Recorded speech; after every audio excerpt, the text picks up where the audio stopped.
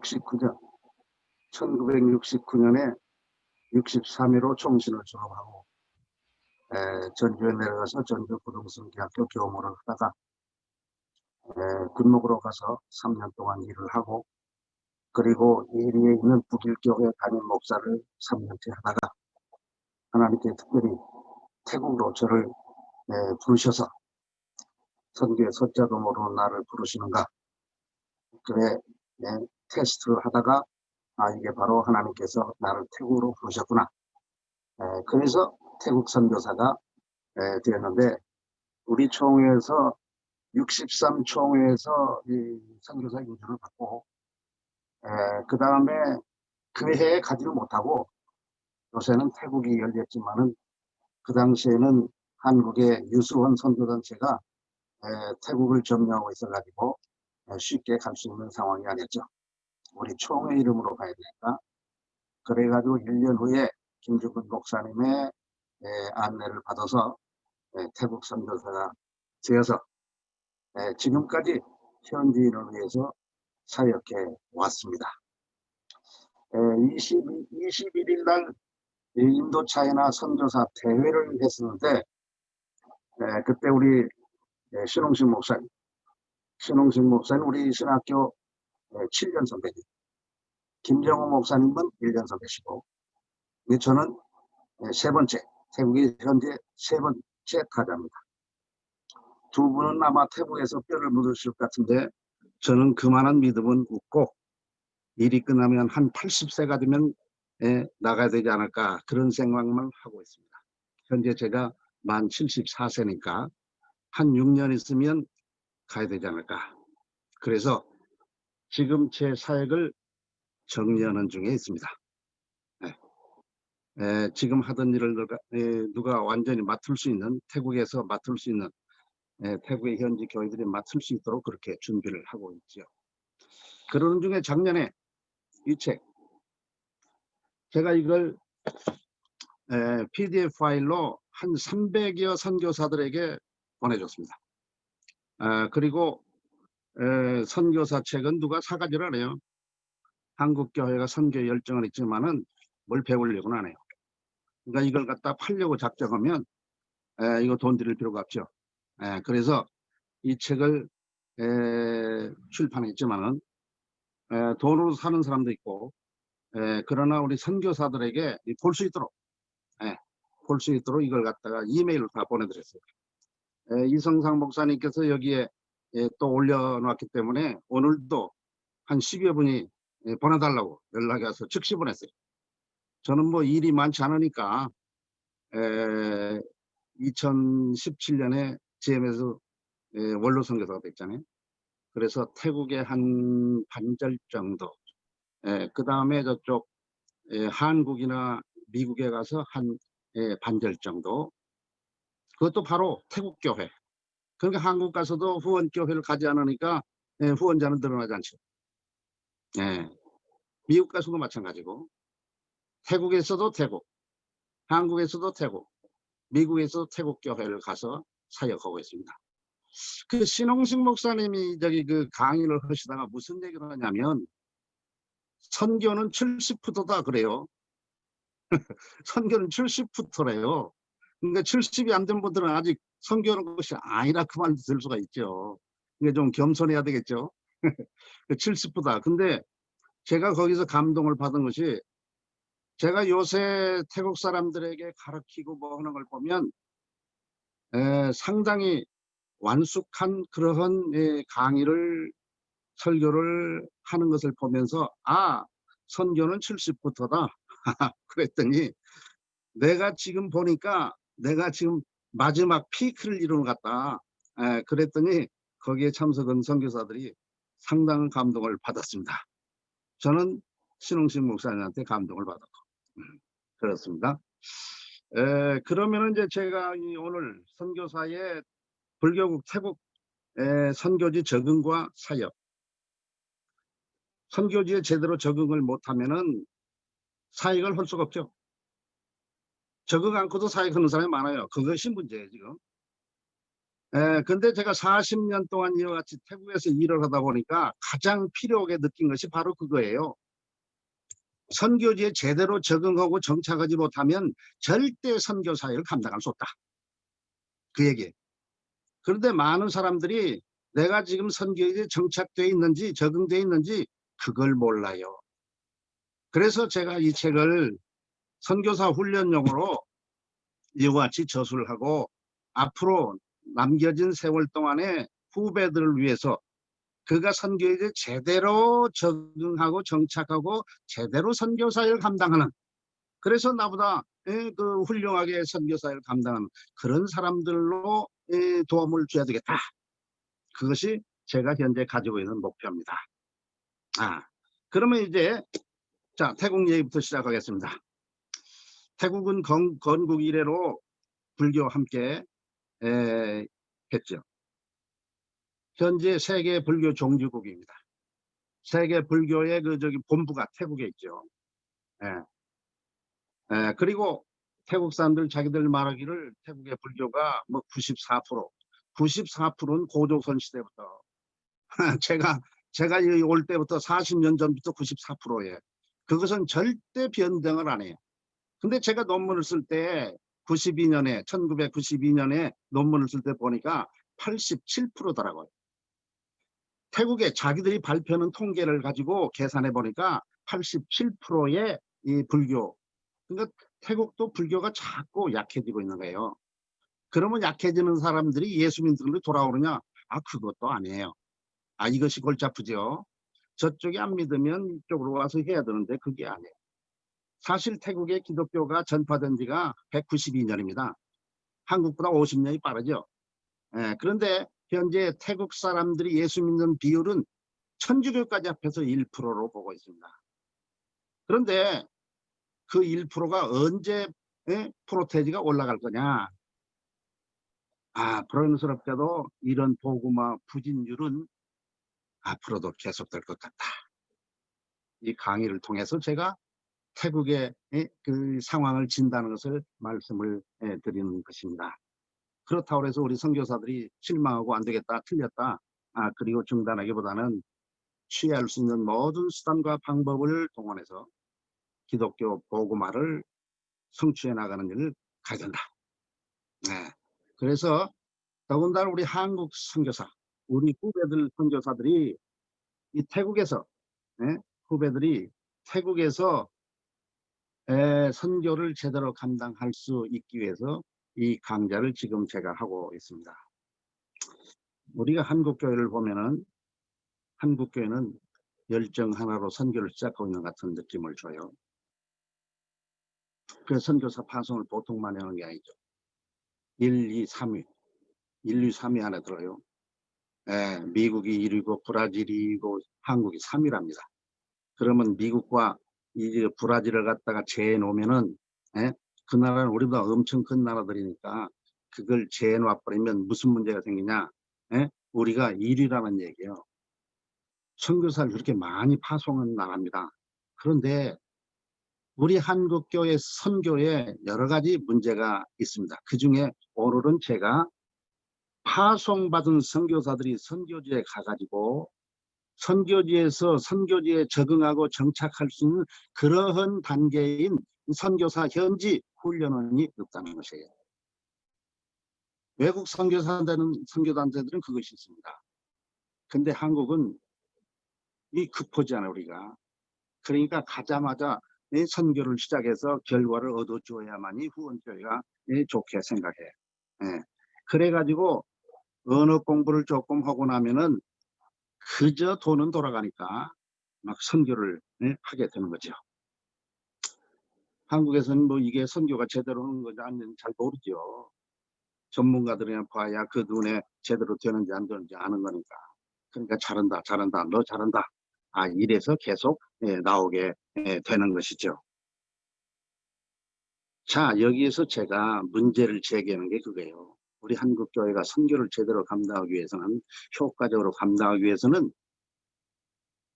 선교 현지 선교사 훈련이 분명히 있어야 됩니다. 언어를 배우는 그 기간이 있잖아요. 그것이 1년이든지 2년이든지 3년 이렇게 되지요. 그 기간 동안에 언어만이 아니고 이 선교사가 태국 사람이 된다든지 선교지 사람이 된다든지 이렇게 만드는 작업이 있어야 된다. 이건 자연이 되지 않는다. 예, 그래서 어떤 사람은 자연이름이 되는 것으로 알고 내가 태국에 20년 있었는데 그래가지고 내가 태국에 적응된 사람이다. 이렇게 폼을 잡는 사람도 있어요. 근데 제가 그 사람들 얘기를 나눠보면 큰일 났다. 예, 그런 생각이 들어요. 그래서 제가 마지막에 새로 오는 선교사뿐이 아니고 현재 와 있는 모든 선교사들이 1학년, 2학년, 3학년, 4학년 예? 여기 선교사에 따라서 10년이면 1학년, 20년이면 2학년, 30년이면 3학년, 40년 혹은 그 이상이면 4학년 이러한 학년으로 선교사 학교를 운영해 줘야 되겠다. 4학년은 옛날에 우리 한국교회가 어린이집 주일학교에 사범반에 선생님을 양성한다고 있었잖아요. 그런 식으로 우리 모두가 자만하지 말고 나 자신을 다시 살펴보고 제대로 선교지에 적응되었고 정착이 되어서 사람이 됐기 때문에 선교지 사람이 되었기 때문에 이 일을 시작할 수 있느냐. 이걸 해야 된대요. 한국교회가 재정적으로는 좋으니까 이렇게 정착이 안 돼서도 돈으로 돌아가요. 이것이 우리 한국교회 선교의 맹점이라고 볼 수가 있습니다. 자, 제가 쓴 이 책에 책이 전체가 7장으로 되어 있죠. 3장은 예수님 얘기, 바울 얘기, 정승회가 어떻게 태국에 정착했느냐. 그걸 구체적으로 써놨어요. 얘기요. 그 다음에 3개를 써놨어요. 그것은 선교사 소명. 저는 무슨 책을 선교사를 말할 때 이 선교사 소명 이것을 아주 귀하게 보고 있습니다. 선교사 소명. 그러면서 거기에 또 정착이 있죠. 정착. 그 정체성. 우리가 한국 선교사라는 것이 이 정체성이니까. 자, 그러면 하나님이신 예수님의 예, 인간인 바울의 예. 예수님께서 이 세상의 구세주로 오시기 위해서 오셨죠. 인카네이션, 성육신 하신 것. 이것은 바로 우리 선교사들의 선교지 가서 어떻게 적응하고 정착해서 선교 사역을 제대로 감당할 것인가를 확실하게 우리에게 보여주는 사건이고, 우리와 같은 사람 바울은 선교의 소명을 가지고 탄생했죠. 그리고 성령의 인도함을 받아서 죽기 아니면 살기로 선교사를 감당했죠. 요새는 죽기 아니면 살기로 한다는 게 좀 어렵같이 보이더라고. 근데 옛날에 우리 선배들은 이 죽기 아니면 살기로, 언어를 배울 때도 죽기 아니면 살기로. 그러니까 언어학교를 등록하고 빠지지를 않는 그런 것이죠. 그래서 우리들도 이 예수님이나 바울처럼 이 방법을 배워서 선교지에 제대로 적응을 하고 그리고 정착을 하고 그리고 그 사람들 바르게 인도해서 구원의 길로 인도해내는 일을 해야 된다. 그 얘기를 하게 됩니다. 그러면 첫 번째입니다. 첫 번째 지나가서 선교사 및 선교지에 대한 소명과 선교지화의 중요성. 이게 두 가지죠. 선교사 소명. 그 다음에 선교지화의 중요성. 자, 선교지 사람이 된다는 것은 선교지화 된다는 거예요. 선교지화 되는데 잘못하면 큰일 나죠. 그런데 선교사가 되고 선교지에 대한 소명. 보통 우리는 선교사 소명만 있으면 된다고 그런 식으로 생각하고 있죠. 그래서 한국교회가 조금 실수한 바가 있습니다. 옛날에는 신학교 들은 학생들을 인터뷰할 때 하나님의 소명을 갖다가 중요하게 물어봤어요. 그래서 이 사람이 하나님의 소명을 확실히 받은 증거가 있으면 신학생으로 받았고 그렇지 않으면 안 받았어요. 요새는 시험으로 머리를 통하는 시험으로 되게 신학생을 모집하니까 한국에서 머리 좋은 사람이 되게 가더라고요. 그러면서 이 선교사 소명, 아니, 이 목회자 소명, 목사의 소명을 갖다가 그렇게 중시 안 하니까 가룟유다 같은 사람도 간혹 생기고 있는 것 같이 보여요. 자, 우리가 선교사 소명은 하나님께 나를 선교사 부르지 않으면 절대 선교사 나오면 안 된다 그 얘기입니다. 그런데 요새 선교사들 중에는 선교사가 부르지 않은, 하나님이 부르지 않았는데 선교사 온 사람도 있는 것 같이 보여요. 그 하는 거, 말하는 거, 그의 태도, 모든 걸 보면 이거 수상한데 그런 사람이 있다니까요. 뭐 선교제 오래 선교사로 하다 보니까 다른 것은 잘 못해도 눈은 떠가지고 저 사람이 좀 수상하다 그건 보인다니까. 그리고 선교사를 소명을 받을 때 그냥 선교사 소명이 아니고 어느 나라 어느 민족을 구체적으로 받아서 와야 그 사람이 확실하게 선교사역을 선교제에서 감당할 수 있다 그 얘기를 합니다. 요새 우리 한국 선교사들이 그 선교를 할 수 없는 어려운 나라에 갔다가 얼마 동안 하다가 거기에서 나와야 되는 경계에 있는 사람들 많이 있었잖아요. 그러니까 이 문제가 많이 생겼어요. 그래서 사람들이 말하기를 선교지 파송 그 재조정, 저는 그걸 아주 안 좋아하는 사람이에요. 왜? 하나님께서 그 사람을 어느 나라에 파송했으면 그 나라에서 그냥 죽기 아니면 살기로 이거 붙어 있고 그 다음에 일을 감당해야 된다는 거예요. 쫓겨나도 다시 가고 비생산적이라고 할 수도 있죠. 근데 하나님이 그리 불렀으면 길이 있다는 얘기예요. 제가 옛날에 그 경험을 한 바가 있어요. 어떤 분이 우리 저기 태국의 주변 나라에 파송받아 갔는데 사실은 자기가 실수를 했다는 거예요. 자기가 실수를 해서 그곳에 가서 선교 단체의 요원으로 들어가게 돼 있는데 거기 대표를 만나서 우리 총회 자랑을 그렇게 했대요. 우리 총회 자랑을 많이 했잖아요. 근데 그 총회 자랑하면 안 돼요. 총회 자랑을 한참 하니까 이 사람이 듣더니 그 사람은 이 교단 선교하는 사람이 아니고 초교파 선교는 그런 단체니까 자꾸 교단만 얘기하니까 그 사람이 비자 문제를 해결해주고 같이 사역하고도 됐었는데 이 사람이 묻더래요. 알고 있는데도 묻는 거예요. 당신이 장로교입니까? 그러세요. 그렇다고 그러니까 그러면 당신 여기 어디 나가보면 장로교회가 있다고 그리 가보라고 그래서 원래 그 사람들하고 협력해서 선교사역을 하기로 됐는데 말하자면 그 사람이 거부한 거예요. 그 선교가 실수해. 자기도 알아요. 그 실수한 걸. 그 교회를 갖는 방법이 없죠. 그래도. 그래 결국은 저한테 왔어요. 저는 태국에서 선교사 비자를 가지고 있는 유일한 한국 사람이거든요. 20개를. 그 사람도 알아. 그러니까 나보고 내가 나이는 많지만은 나에게 절대 복종해서 선교를 할 테니까 여기에 와서 선교사역을 해달라고 그러더라고요. 그 사람 우리 신학교 후배예요. 몇 년 후배인지도 몰라. 나이는 많어. 조금 많아. 근데 그렇게 말해. 나는 그런 사람을 별로 안 좋아하거든요. 나는 깡패도 아니고 무슨 그래요. 그래서 내가 그분의 그 얘기했죠. 하나님께서 당신을 그곳으로 보냈으면 분명히 하나님께서 거기에 있을 수 있는 길이 있다고. 쉽게 생각해서 다른 나라로 이동하면 안 된다 그러세요. 그게 제가 처음부터 지금까지 앞으로도 가지고 있는 선교사에 대한 소명입니다. 이걸 잡고 나가야 돼요. 이것 때문에 선교에서 어려움을 당하더라도 참을 수 있고 그리고 이거 이제 뭐 견뎌 나가면서 도전에 계속 나아갈 수 있는 거죠. 근데 그 사람 길을 거기서 찾았어요. 나에게는 원한을 품었죠. 그 사인 하나 하면 되는 걸 갖다 안 해준다고 해가지고 한국 사람 그러죠. 정이 많으니까. 나는 정으로 오질 않아요. 태국 사람하고도 정으로 통하질 않아요. 철면피지요. 근데 거기서 됐어요. 근데 너 얼마나 기분이 나빴던지 그 서류 날 필요 없는데 그 서류를 갖다 막 보냈더라고. 지금 나한테 욕하는 거예요. 네가 안 도와줬지만 하나님이 내가 한 얘기 그 얘기 아닙니까? 그렇게 잘 된 거예요.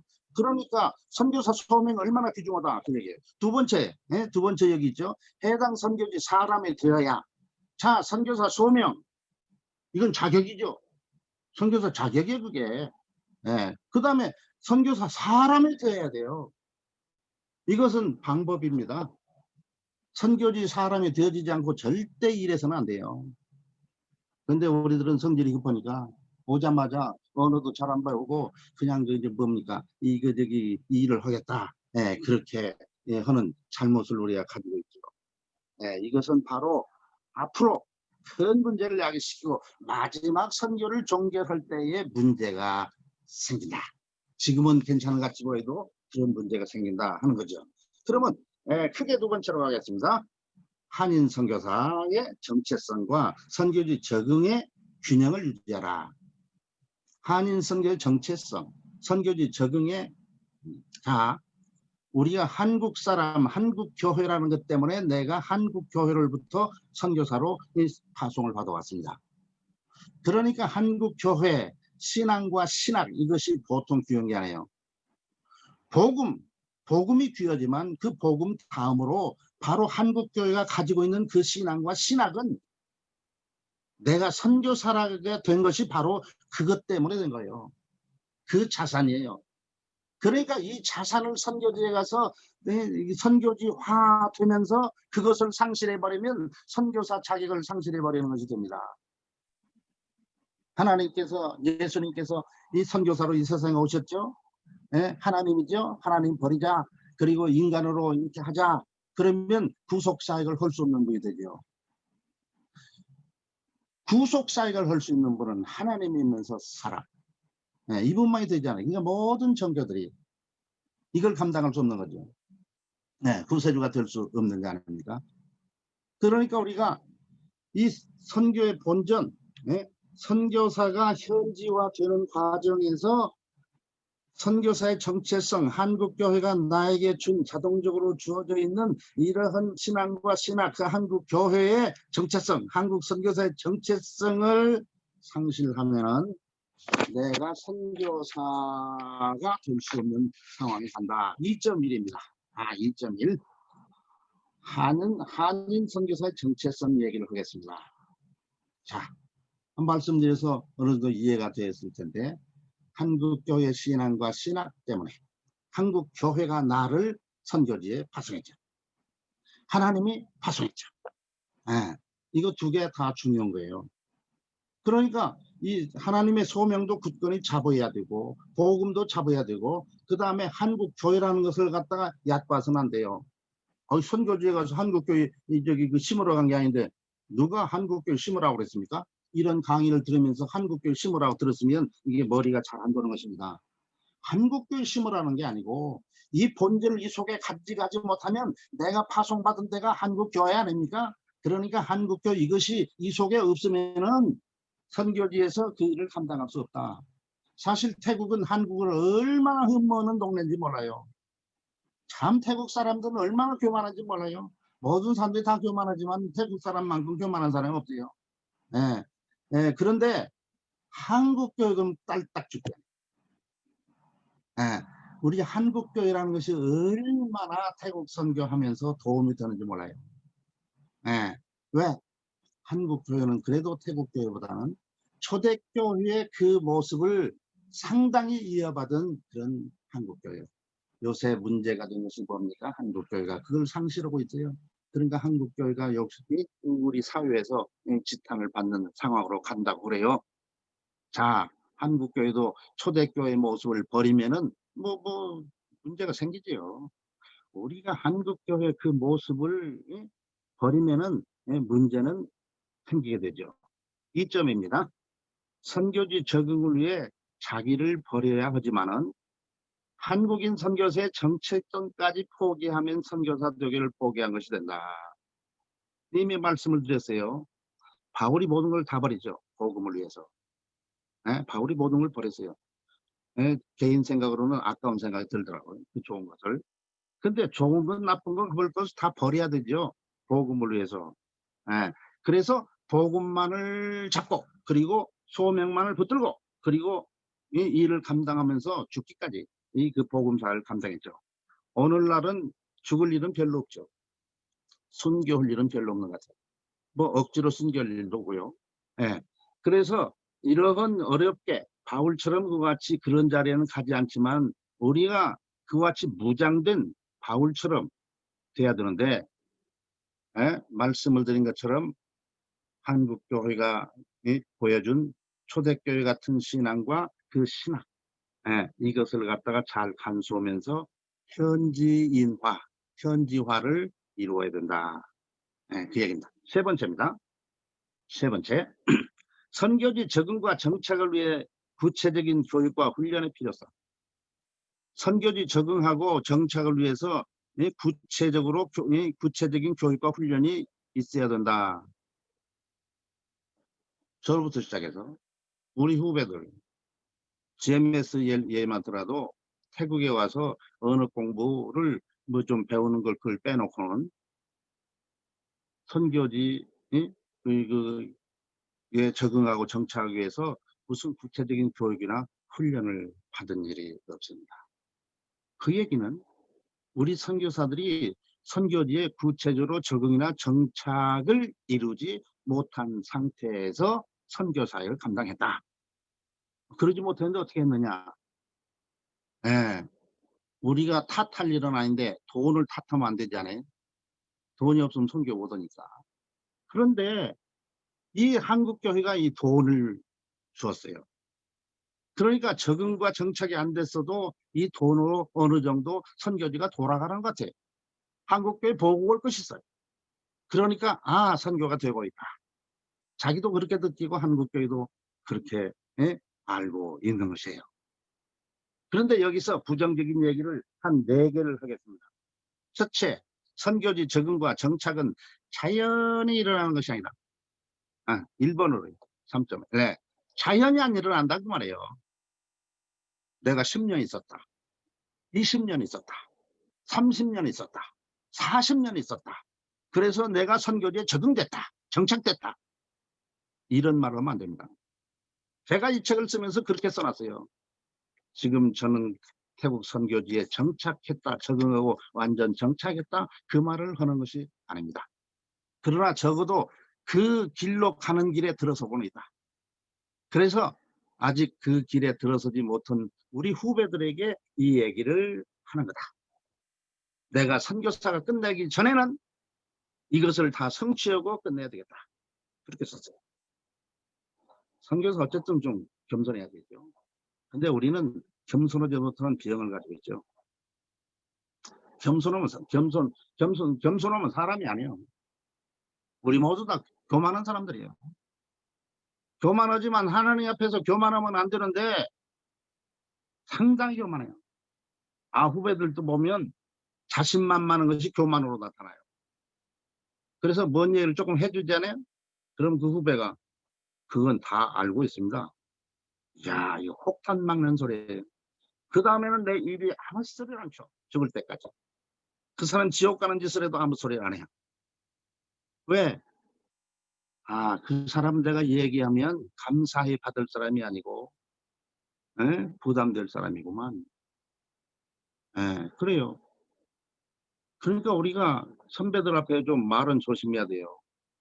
그냥 보통 친구들이 하는 말처럼 그러면 뭐 안 되죠.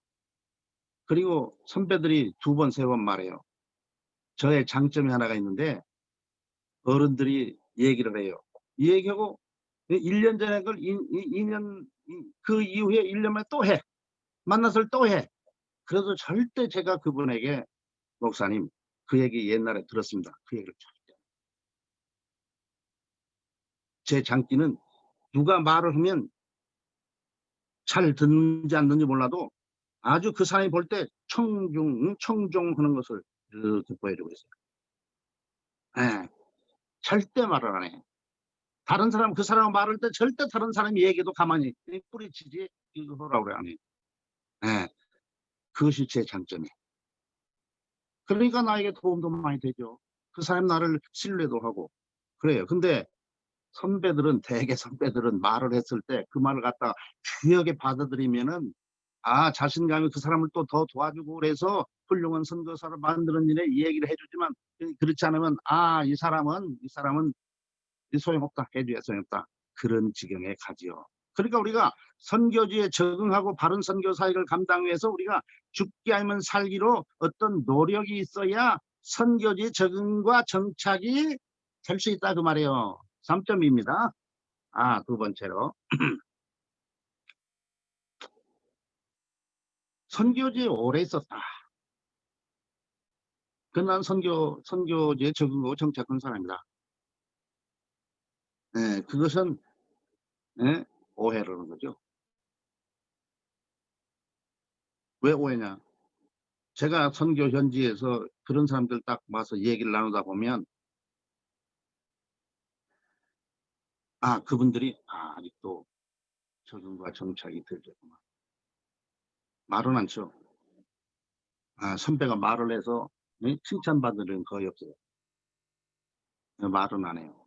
그러나 문제다. 그렇죠. 음. 우리가 특별한 동작을 취해서 내가 선교지에 적응하고 정착하는 일을 이룰 수 있지. 그냥 여기 있고 태국밥 먹고 그러면은 태국 사람이 되는 거다. 그것은 절대 관계가 없어요. 예. 안 되는 문제에 대해서 나중에 말씀해 드릴 수가 있죠. 예. 자, 세 번째 3.3. 자, 선교지 언어를 구사할 수 있다고 그래가지고 선교지 적응과 정착이 성취됐다. 이렇게 생각해도 안 된다고. 언어. 저는 후배들에게 언어를 배울 때 방콕에서 배우라 그래요.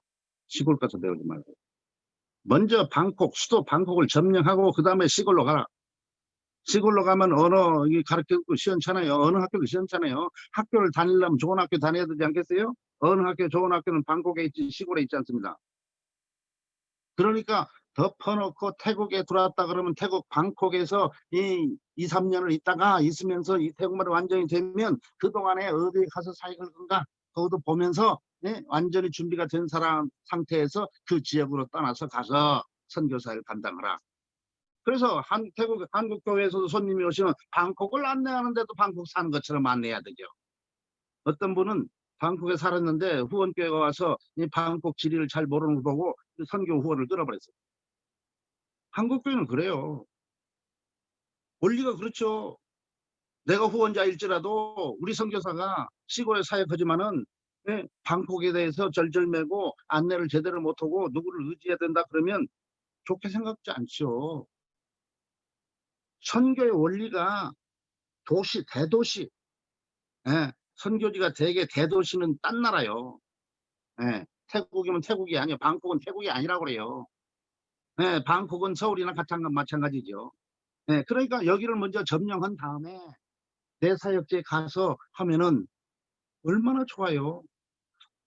전 태국을 커버하는 것처럼 되는 게 아니겠습니까? 그러니까 언어를 제대로 구사하는 그런 사람이 돼야 되는데 우리 선교사들 중에는 언어를 제대로 구사하려고 않는 것 같이 보이더라고요. 왜 그러냐면 태국말을 제대로 잘 하려면은 예? 태국말을 제대로 잘 하려면 한국 사람보다는 태국 사람하고 같이 살아야 돼요. 내가 비율이 태국 사람과 많이 오랫동안 지내느냐 아니면 뭐 한국 사람하고 많이 지내느냐 뭐 이런 것을 많이 봐야 되는데 한국 사람끼리 많이 좋아지네. 그러면 한국 사람들로 좋아 지내면 무슨 문제가 생기느냐? 우리 태국말에 손상이 와요. 태국말에 손상이 온다 그 말이에요. 예. 그러니까 그 언어만 습득해도 안 되지만은 언어를 갖다가 제대로 잘 구사하려면은 적어도 3년까지는 그 훈련을 받아야. 1년이면 태국말 다 끝나요. 1년 이상 배우는 사람 안 돼요. 태국의 그 과정이 1년 지나면 가르칠 것도 없어요. 그 1년. 근데 그거 배워서 말이 되느냐 안 돼. 그러니까 계속 그 언어를 훈련해야 돼. 1년, 3년째 훈련하고 나면 1년 한 다음에 오케이. 3년. 저는 한 3년 정도 이렇게 잡아줘요. 그러면 언어. 그 기간 동안에 현지 선교사 훈련을 시키고 받자 그 말입니다. 그 말이에요. 자, 그러면 네 번째. 선교 현지에서 선교지 적응과 정착을 위한 교육과 훈련이 있어야 한다. 지금까지 아니다 그랬죠. 내가 선교지에 적응하고 정착해서 진정한 선교사가 돼서 일을 하려면은 뭐 해야 되느냐? 예, 이런 훈련 과정을 겪어야 된다. 근데 한국교회는 이걸 안 했어요, 지금까지. 한국교회는 성질이 급해가지고 빨리 가서 6개월 났는데 세례 줬냐고 물어봐요. 우리 총회에서는 1년 뒤에 세례 주지 않아요? 태국교회는 불행스럽게 제가 왔을 때는 3개월이에요. 근데 지금은 6개월입니다. 그래서 저는 태국에 와가지고 6개월. 그러면 6개월은 있어야 세례 받을 사람이 있어요. 오자마자 잉태했다. 오케이, 아기를 낳았다. 6개월 됐다. 겨우 그 세례를 줄만 안 되는데 6개월도 안 됐는데 기도를 열심히 하다 보니까 잊어버려가지고 선교사님, 제가 선교사님을 위해서 기도를 이렇게 많이 합니다. 지금은 얼마나 많이 예수 믿은 사람이 있고 세례를 줬습니다. 대답할 말이 있어야죠. 네, 대답할 말이 없잖아요. 선교사가 진실된 선교사는 대답할 말 없어요. 진실되지 않으면 무슨 말을 못 하겠습니까? 천국 간 얘기도 해줄 텐데. 그래요. 그러니까 선교사 훈련이 이거 필요하다. 이걸 앞으로 구체적으로 얘기할 테니까 이런 과정이 지금까지 없었는데 이걸 갖다가 후원하는 교회, 단체, 파송단체, 현지에 있는 시니어 선교사들이 책임지고 일을 해야 된다. 자기 교단만 할 필요 없어요. 같이 하면 돼요. 이거 뭐 나눠서 뭐 색깔 뭐 빨강색, 푸른색 뭐 이거 여기 와서 할 필요 없어요. 우리 선교사 훈련은 거기에 우리 걸 또 첨부시키면 되니까 일반적인 다 똑같으니까 그렇다 그 말입니다. 그래서 선교 사역을 가능하도록 네 번째로 가겠습니다. 네 번째, 선교지화, 태국인화, 선교지 교회화. 선교지 교회화. 일반적으로 태국인화 가지고는 선교사 일을 못하죠. 태국에서 사업하고 사역하는 사람은 태국화로도 감당해요. 그러나 선교사를 선교 사역을 하는 사람은 선교지나 태국인화 가지고는 안 되고 태국 교회화까지 가야 된다. 그 얘기입니다. 그러니까 제 책은 선교사를 위해 썼지만은 이 앞부분까지는 그 태국 사람 되는데 필요한 그런 정보를 제공하고 있죠. 자, 그러면 첫 번째죠. 첫 번째 4.1 불교적 가르침과 왕제도에 따른 문화와 사회 구조에 대한 이해와 적응. 자, 태국은 불교국이에요. 이 주변에도 불교국이 많이 있습니다. 근데 태국은 소시적부터 불교로 세워진 나라죠. 소식적부터 왕으로 세워진 나라죠. 지금도 왕으로 지금 운영되고 있는 나라입니다. 그러니까 태국의 사회 구조와 태국의 문화는 불교와 왕제도에 기반을 두고 있다. 그러니까 이것을 제대로 이해하고 선교사역을 전개해야만이 되는 것이죠. 자, 불교적 가르침. 첫 번째, 부처의 가르침에 입각해야죠.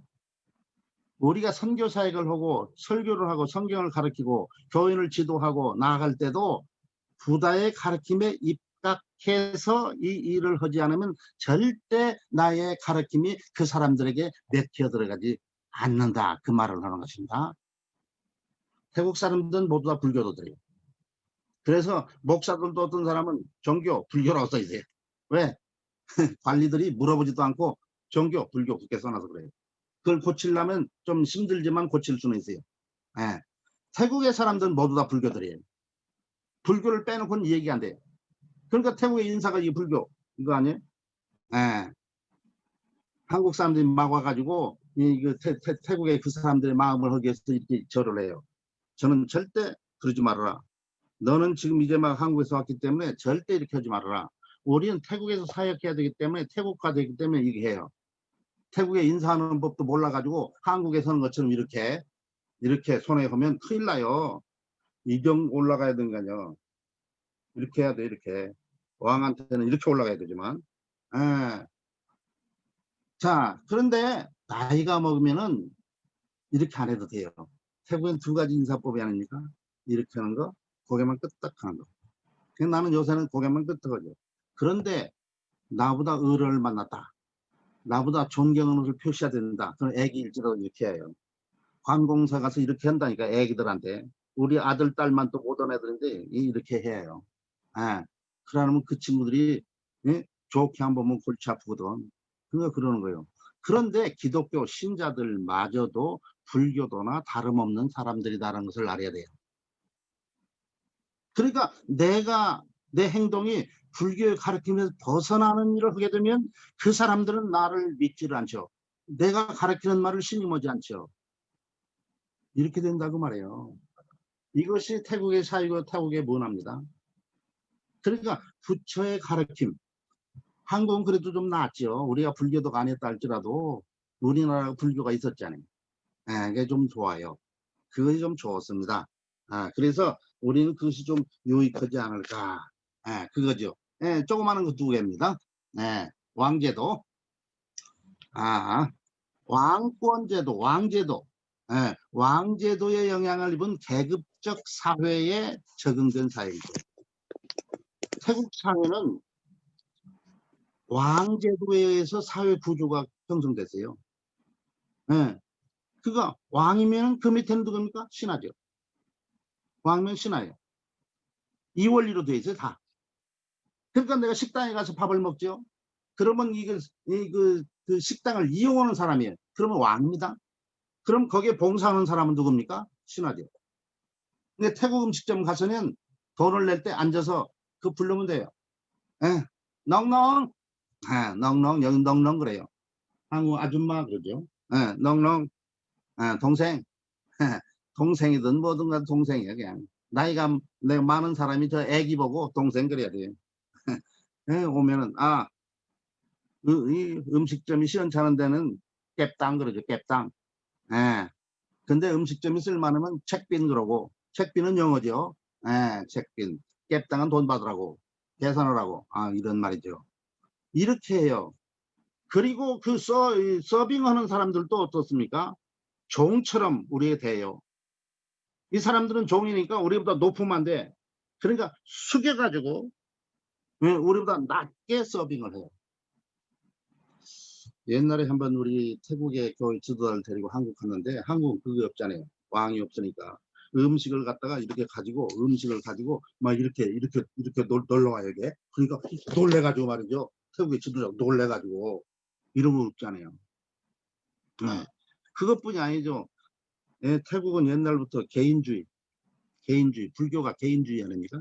그러니까 밥 먹을 때 내 입에 들어간 수저가 절대 같이 들어가지 않잖아요. 그 수저가 따로 있죠. 음식을 떠다가 내거다 놓고 내 마음대로 먹는 거예요. 한국 사람 이것이 안 됐는데 이 코비드 19 때문에 이것이 좀 되고 있는 것 같아요. 네, 코비드 19 조금 많은 것을 우리에게 가르쳐 주었습니다. 자, 아주 좋죠. 그래서 복음을 전할 때에 이러한 사회 제도 이것을 파괴하면은 복음 전파가 안 된다 그 말이에요. 그 안에서 이루어져야 된다. 네. 그러니까 교회에 문제가 또 있어요. 왜? 높은 사람과 낮은 사람이 한 교회 교인이 될 수가 없다는 거예요. 그러니까 그 수준이 같은 사람들끼리 교회가 모이게 돼 있고, 제가 올 때부터 태국교회 지도자에 그 얘기를 계속해요. 지금도 성취 안 됐지만은 태국의 그 고급 사람들은 갈 교회가 없다는 거예요. 왜? 천민들하고 같이, 천민이라는 거 없어요 사실. 근데 그런 사람 같이 예배를 할 수가 없으니까 이런 사람들만을 하는 교회, 성경에서는 완전히 반대하는 거죠. 근데 태국의 문화와 사회 구조 속에서는 그런 교회가 필요해요. 네, 그것이 필요합니다. 근데 그것을 해보려고 해도 제가 능력이 없어서 못했죠. 네, 왕제도. 그러면 지나가고 4.2로 가겠습니다. 4.2. 그러면 바른 태국화를 이루는 거. 태국 사람 되는 거죠. 예수님께서 인간이 되지 않고는 절대 안 해요. 그러니까 예수님께서 몇 년인가 30년 동안 인간 수업을 받은 거 아니에요? 그리고 3년 동안 일해서 부속사를 마치고 가셨죠. 선교사가 선교지에 오면은 선교지 사람이 되기 위해서 돼야 되는데 그래야만이 그 선교 사역을 거기에서 감당할 수 있는데 그 전에는 절대 감당하지 말라네 그래서요. 근데 한국 사람 안 믿어요. 그것이 문제죠. 자, 그러니까 첫째는 뭐야? 먼저 태국인 선교지 사람이 돼야 되는데 그러기 위해서는 그 선교지 사람을 한국 사람보다 더 가까이 해라. 근데 우리 선교사 대부분의 선교사들이 태국 사람보다는 한국 사람 더 가까이 해요. 여기에 우리의 문제가 있습니다. 예. 그리고 저는 예? 그 한인 교회를 하는 사람들도 예? 태국말을 잘 배워서 그 태국 교회로 하여금 태국말을 쓸 수 있도록 만들어서 사업도 하고 그 다음에 그 사람들을 하여금 이 선교의 요원이 되기 위해서 이 1년에 한 번이든 두 번이든 세 번이든 네 번이든지 태국말로 예배를 해보라고. 근데 자기 자신도 태국말 모르는데 뭐 그게 합니까? 예. 나는 한인 교회니까 태국말이 필요 없다. 그 생각하는 사람은 태국에서 사이 그만 돼요. 다 다른 나라에서 태국에 온 사람도 마찬가지입니다. 예. 나는 태국 사람이 아니고 중국 사람이다. 그러니까 태국말 필요 없다. 그 생각하면 태국에 있으면 안 돼요. 이건 태국이에요. 태국에서는 잘하든 못하든 태국말을 할 수 있어야 돼요. 그러니까 태국 사람을 가까이 해야 돼요. 난 태국에서 중국 사람 하겠다. 한국 가서 하더는데 뭐. 예, 이런 상황입니다. 그러니까 선교지 사람이 되기 위해서 선교지 사람을 한국 사람보다 더 가까이 하라. 두 번째는 선교지 사람이 되기 위해서 선교지에 조수가 있어야 돼요. 선교지 사람 조수. 그건 나와 비슷한 수준의 사람이 내 조수가 되죠. 그래야 나를 도와주죠. 신학교도 나오고 목사든지. 예, 이런 수준이어야 내 필요를 태국화되는 일에 나를 도와주는 일에 도움이 되는 사람이 됩니다. 예, 그러니까 태국교회 자동적으로 태국교회 지도자여야 되죠. 세 번째입니다. 지나가서 선교지 되기 위해서는 또 하나 있죠. 선배 선교사들을 가까이 해야 돼요. 우리 후배 선교사들이 선배 선교사를 가까이 않는 것 같아요. 예, 자기 동료들끼리 가까이 있는 것 같아요.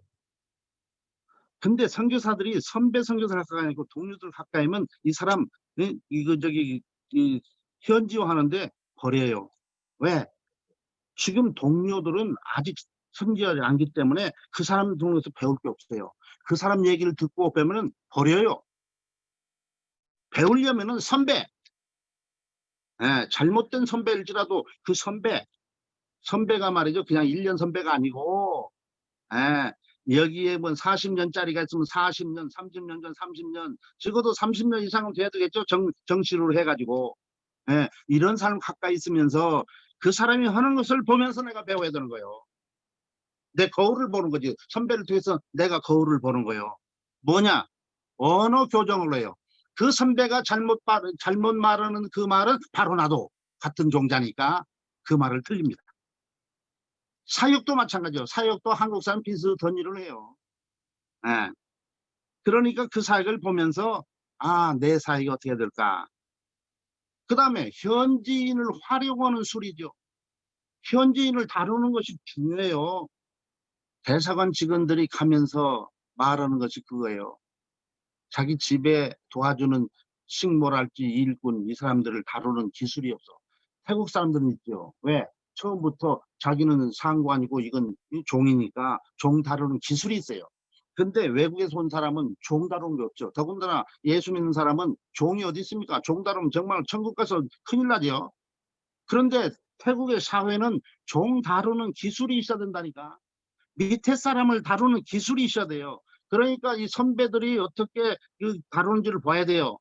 한국에서 보면은 이 태국에서 보면 한국 선교사들이 태국 사람 같이 하면 그 태국 사람을 버려놔요. 우선 버르장머리 없어. 예의가 없는 태국 사람이 돼버려요. 그리고 그 사기치는 그런 방향으로 가죠. 그러니까 한국 사람하고 관계가 있던 현지는 절대 내가 가까이 오질 않아요. 왜? 나에게 제대로 대하지를 못하고 제대로 일을 해주지 못하는 결과를 가져니까. 그 다음에 통역이죠. 선배를 통해 통역. 선배가 통역하는 것을 보면서 아, 왜 저렇게 통역하지? 아, 이렇게 보면서 그 통역을 배우는 거예요. 근데 이렇게 열심히 배우는 사람이 많이 없어요. 거의 없다 그러면 요거도 먹겠죠. 근데 상황은 그래요. 그런 문제가 되죠. 네 번째, 선교지 사회와 문화를 익히고 활용하라. 이 선교사가 사회 구조 얘기했죠. 문화 얘기죠. 사회 구조는 왕제도 때문에 자동적으로 계급 사회가 형성됐다는 것이고, 문화는 불교, 저 옛날부터 이 불교를 했기 때문에 선교 사역을 전개할 때 이것에 대해서 이해와 적응과 활용을 제대로 하지 않으면 선교적인 결과를 가지지 못한다. 한국 사람은 선교 사역에서 영어를 배워요. 내가 영어 배우기 위해서 선교사 만나서 영어를 배웁니다. 한국 사람 정이 많아가지고 그 말을 배우다가 1년도 안 돼서 예수 믿습니다. 그게 한국 사람이에요. 그래서 한국 교회 발전하는 거예요. 에? 외국 사람 높이고.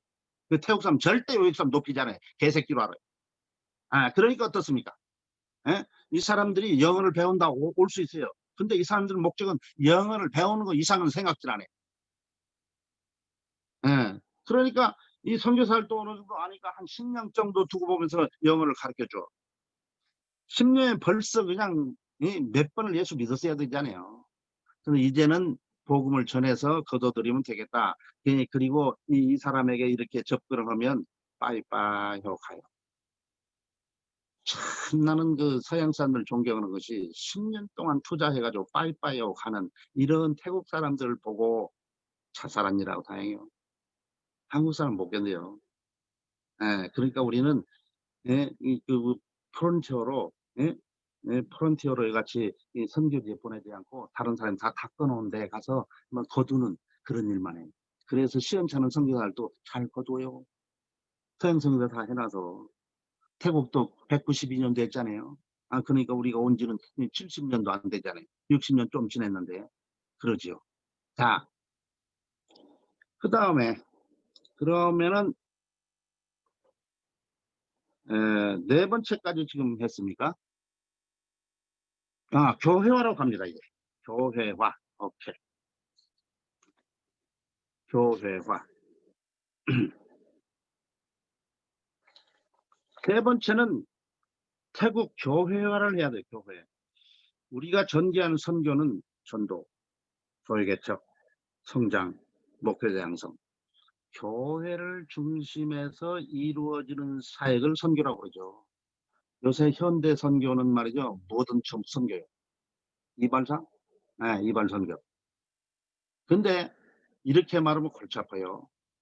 근데 선교를 말할 때 교회 중심해서 복음을 전하고 교회를 성장시키고 이러기 위해서 그를 구원하기 위해서 복음을 전하는 이런 사역을 하는 선교를 선교라고 말해야지 그것과 관계없이 그냥 해. 태권도. 예, 교회 중심에서 이루어진 태권도 오케이. 근데 그것도 아니면 그냥 태권도 도장. 이러면 그거 곤란하죠. 이렇게 되는 것입니다. 그러니까 뭡니까 이게? 예? 교회 예? 그것을 성취해야 되는데 첫 번째는 뭐예요? 그러면 첫 번째 선교지 교회를 잘 배워야 한다. 우리가 하는 사역이 독단적인 사역이 아니에요. 이미 거기에 본토 교회들이 있죠. 그 교회들을 과 같이 가야 되는 거예요. 우리 사역 중에 그들과 같이 안 가는 사역이면 조심해야 돼요. 우리 선교사들이 독단적으로 이런 일을 하는 일 많아요. 나중에 한국에 들어가기 전에는 적어도 이 교회가 이 사람들이 한풀이 되는 작업을 해주지 않고 가면 이 교회는 큰일 납니다. 예. 그러니까 이렇게 하기 위해서 현지 교회, 현지 교회를 잘 배워야 됩니다. 자, 배우는 게 뭐죠? 그 교회를 가보는 거죠. 성경적이면서도 성경적이어야 되죠. 이 교회가. 성경적이 아니면 안 되죠. 우리는 한국적인 것을 잘 간소화했죠. 그것을 심으러 온 사람은 아니에요. 그러나 이 초대교회의 모형을 잘 받은 한국교회 이것과 이 사람들을 비교해 보면 성경적이다, 비성경적이다, 이것은 좀 좋다, 이건 위험하다 이런 것을 우리가 발견할 수가 있죠. 그래서 그 교회를 잘 배우다 보면은 자동적으로 현지 교회를 깨닫게 되고 거기서 내가 선교 사역을 어떻게 해야 될 것을 알게 됩니다. 두 번째요. 두 번째, 선교지 교회에서 취할 것과 버릴 것을 찾아야 되죠. 우리가 그 선교지 교회를 연구하면서 돌아보면서 어떻게 해요? 여기서 취할 것도 있고 버릴 것도 있어요. 근데 처음부터 버리면 안 되죠. 그걸 먼저 알아야 돼. 그것이 보여야만이 내가 앞으로 이 태국의 선교 일을 하는데 사용할 수 있는 거예요.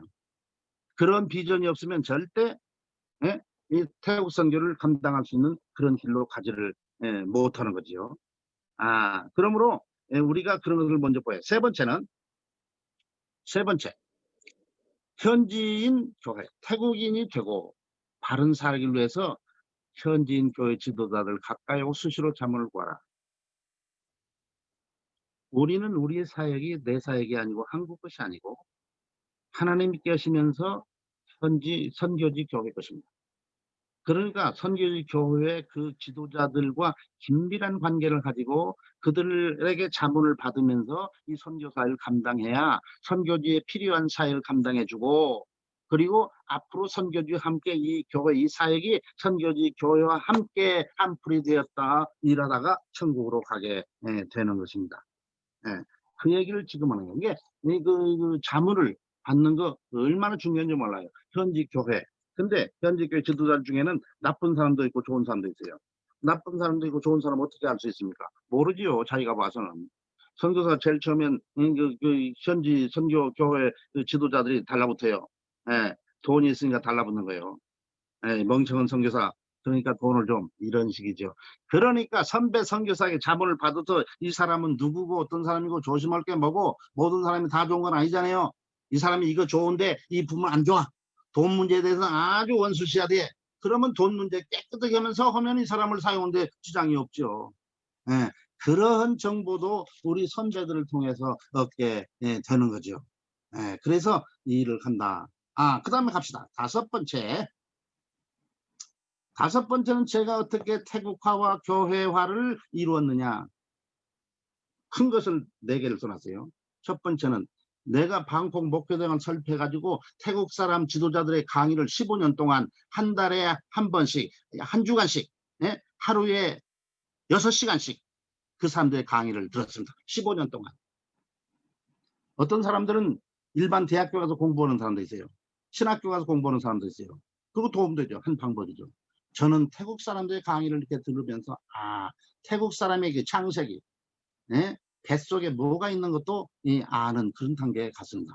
그 다음에 태국 고급 지도자들로 말미암아 우리 선교부에 고문단을 만들어서 1년에 한 번씩 우리 사역을 보고하고 자문을 받았어요. 그 다음에 한태 교회 성장 세미나를 태국의 교회 지도를 한국으로 데리고 가가지고 한 주간은 세미나를 하고 한 주간은 놀러 다니고 이런 관계를 통해서 태국 사람들을 좀 더 알게 되죠.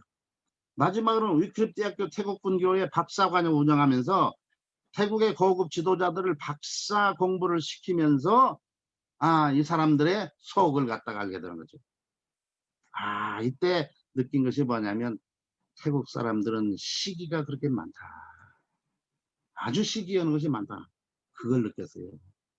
시기가 보통 한국에서 여자들의 시기가 많다고 하잖아요. 이 남자고 여자고 간에 시기가 그렇게 많더라고. 이야, 놀랄 만큼 많아요. 그러니까 조심하죠. 이 시기에 부딪히지 않도록 조심해야 되겠죠. 다섯 번째. 그러면 나가는 말입니다. 그러면 제일 처음에 선교지 정착이 된 선교사에 나타나는 현상이 뭐냐?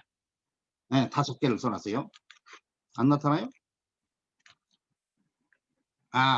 계속 다 나와봐요.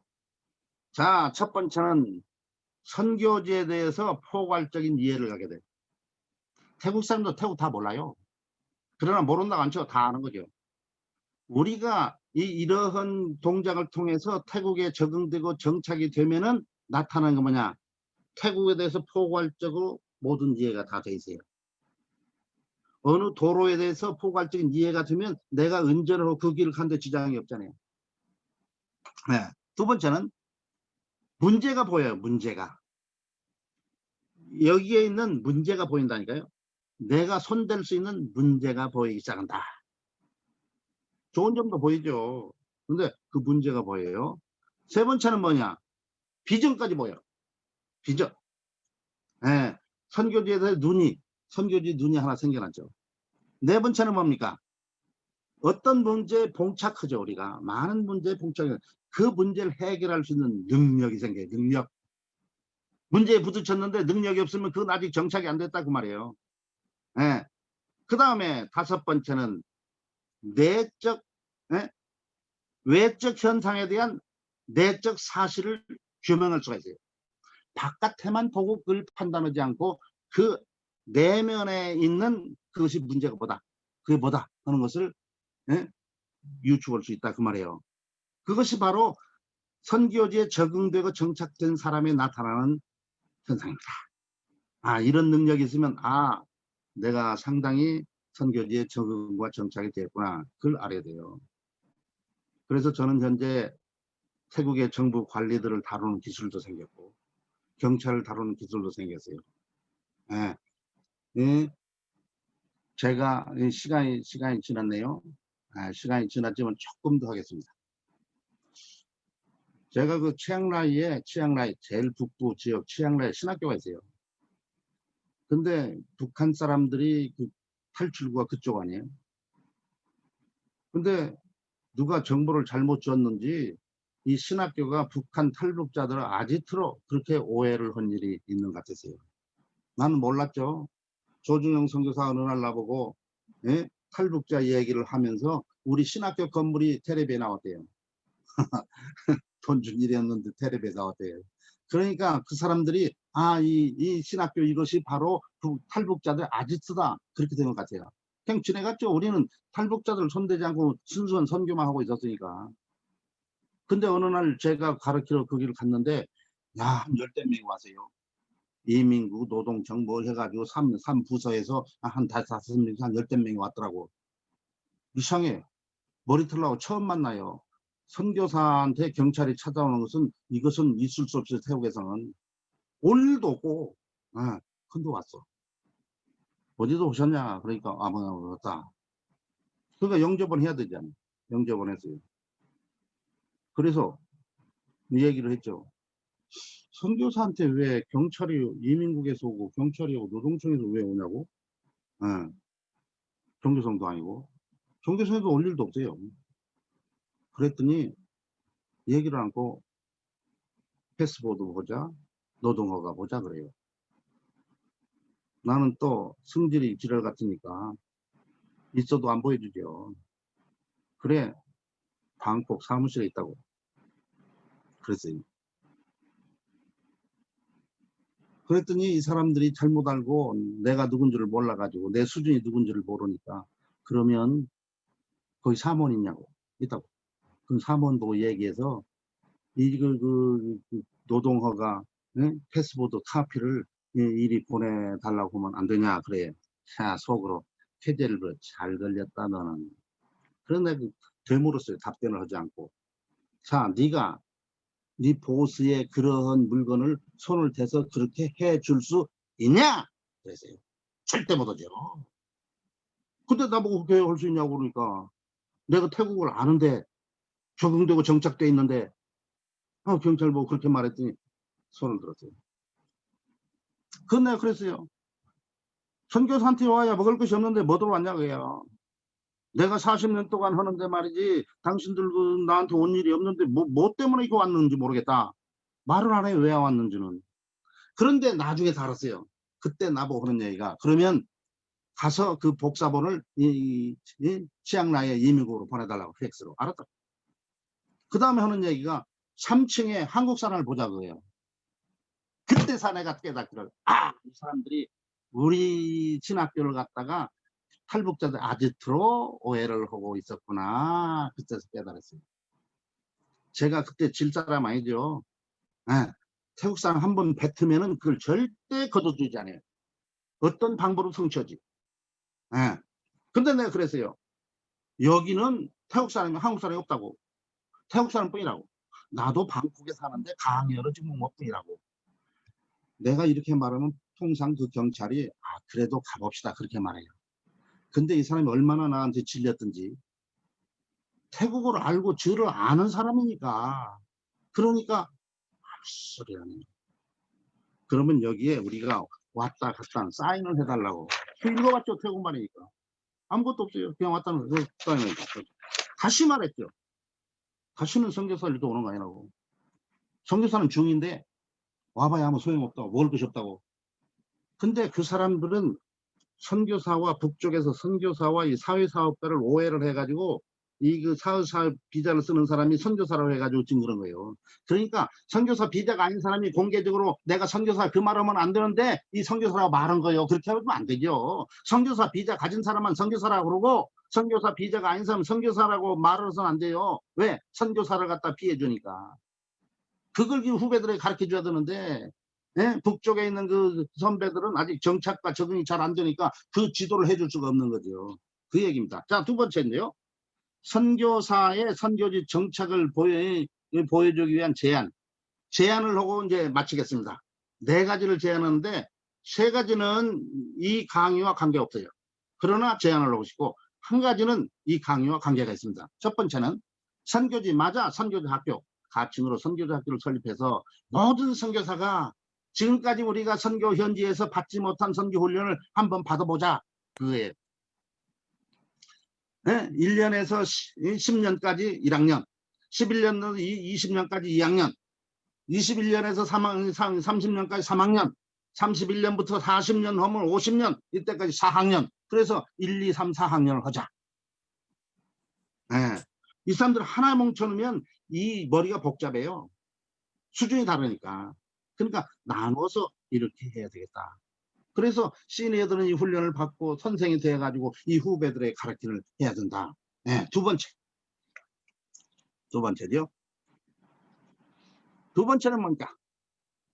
내가 후배들에게 지금 내가 이루지 못한 일을 말하는 거예요. 후배들에게 대도시에다가 한국 선교사들이 공동으로 모범교회를 개최하라. 5사람이 해도 되고 10사람이 해도 된다. 그러나 모범적으로 보여줄 수 있는 교회를 해라.